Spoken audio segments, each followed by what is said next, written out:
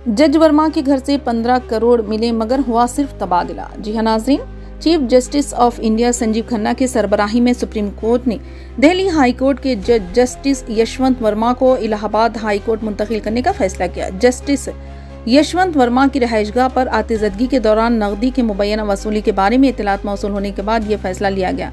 CJI Khanna ने Delhi high court के chief justice DK Upadhyay से रिपोर्ट तलब की है। दरअसल सुप्रीम कोर्ट ने कॉलेजियम ने दिल्ली हाई कोर्ट के जज जस्टिस यशवंत वर्मा के तबादले की सिफारिश की।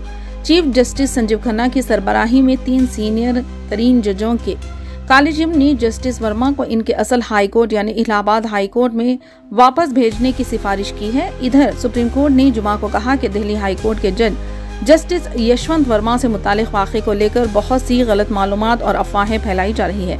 अदालत उस्मा के बयान में कहा गया है कि जस्टिस वर्मा के इलाहाबाद हाई कोर्ट में तबादले की तजवीज़ का इस मामले से कोई ताल्लुक नहीं है।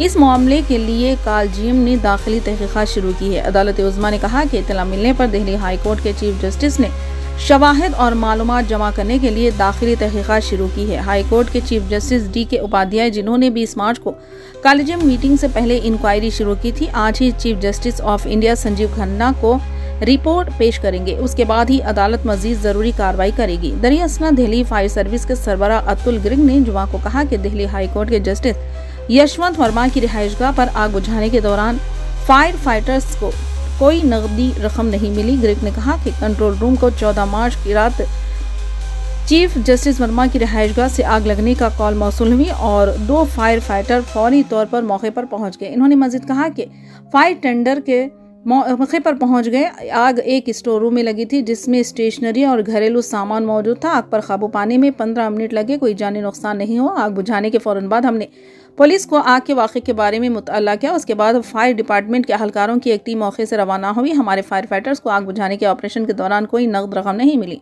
ज़राए के मुताबिक जस्टिस यशवंत वर्मा के सरकारी बंगले में आग लग गई। आग बुझाने के लिए कई टीमों को वहां से भारी रकम मिली।